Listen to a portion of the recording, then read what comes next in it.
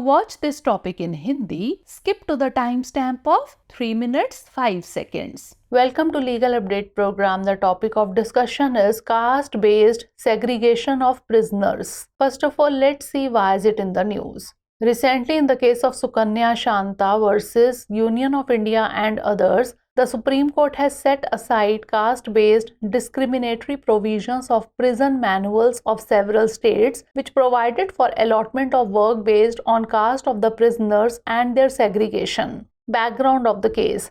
The Madras High Court accepted the state government's explanation that caste-based segregation of prisoners in prison would prevent community clashes. Petitioners sought directions for repeal of the offending provisions relating to caste-based discrimination in the state prison manual or rules as violative of Articles 14, 15, 17, 21 and 23 of the Constitution. Later, a PIL was filed by journalist Sukanya Shanta challenging the constitutionality of caste-based segregation of prisoners.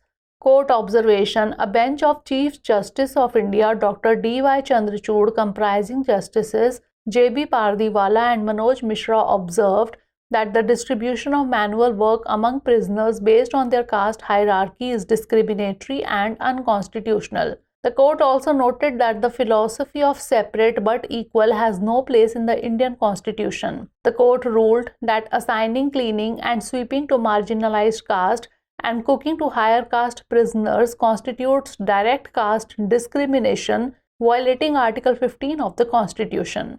Now let's discuss about Article 15 of the Constitution. Article 15 provides that no citizen shall be discriminated by the state on grounds only of religion, race, caste, sex or place of birth or any of them. No citizen shall, on grounds only of religion, race, caste, sex, place of birth or any of them, be subject to any disability, liability, restriction or condition regarding the access to public places. Nothing in this article shall prevent the state from making any special provision for women, children, any socially and educationally backward classes of citizens or for the scheduled caste and the scheduled tribes.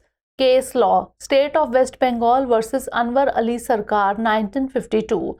The Supreme Court held that any classification must not be arbitrary and must meet the standard of intelligible differentia. Now is the time for practice question. Which of the following grounds is not mentioned in Article 15 for prohibition of discrimination? Religion, caste, language or place of birth? Send the answer of this question in the comment section. Thanks for watching. Legal update program में आपका स्वागत है। आज का हमारा चर्चा का विषय है कैदियों का जाति आधारित पृथक्करण। सबसे पहले जान लेते हैं कि यह चर्चा में क्यों है। हाल ही में सुकन्या शांता बनाम भारत संघ एवं अन्य के मामले में सर्वोच्च न्यायालय ने कई राज्यों की जेल नियमावलियों के जाति आधारित भेदभावपूर्ण प्रावधानों को खारिज कर दिया है, जिनमें कैदियों की जाति के आधार पर काम का आवंटन और उनका पृथक्करण करने का प्रावधान था।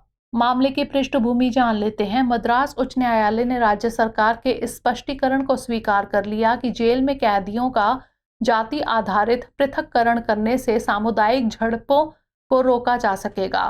याचिकाकर्ताओं ने राज्य कारागार मैनुअल या नियमों में जाति आधारित भेदभाव से संबंधित आपत्तिजनक प्रावधानों को निरस्त करने के लिए निर्देश देने की मांग की, क्योंकि यह संविधान के अनुच्छेद 14, 15, 17, 21 और 23 का उल्लंघन करते हैं।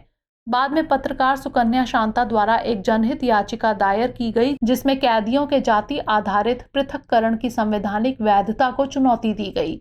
न्यायालय का अवलोकन। भारत के मुख्य न्यायाधीश डॉक्टर D.Y. चंद्रचूड़, जिसमें न्यायमूर्ति J.B. पारदीवाला और न्यायमूर्ति मनोज मिश्रा शामिल थे, की पीठ ने कहा कि जातिगत पदानुक्रम के आधार पर कैदियों के बीच शारीरिक कार्य का वितरण भेदभावपूर्ण और असंवैधानिक है।